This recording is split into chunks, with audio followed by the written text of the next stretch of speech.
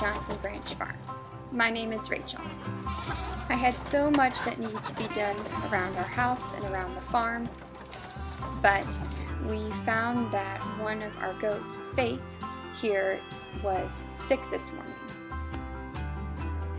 And if you're familiar with goats, they can turn really fast. Even though she had some diarrhea, she was still acting normal. She was eating and drinking and being her happy little self, but I wasn't going to take any chances. So I gave her some kelp granules and made her an electrolyte drink. I will link the recipe I use in the description box down below. She gobbled that right up. I also gave her a probiotic paste that we keep in our refrigerator right next to the trout bait. Also wormed her a few days prior to all of this, so I wasn't sure if that had something to do with it as well. Everything I did seemed to work for her. Everything returned back to normal, and we haven't had any problems since.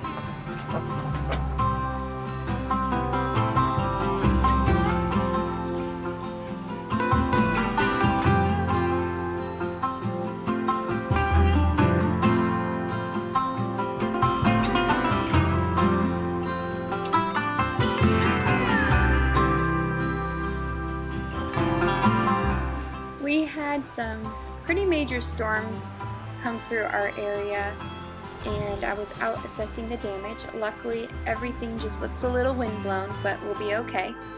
And since this storm front has come in, we have really noticed fall and the cooler weather coming in a whole lot faster.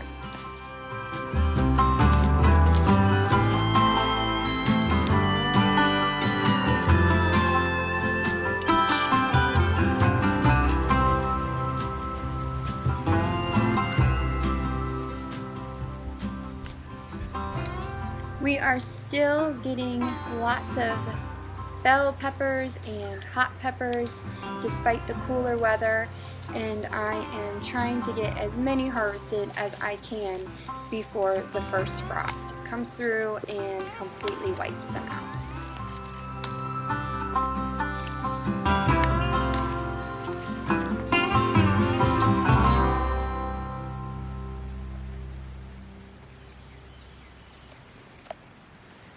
For the past few weeks, I've been struggling a little bit with the work and the demand a homestead takes on us. It is extremely time consuming.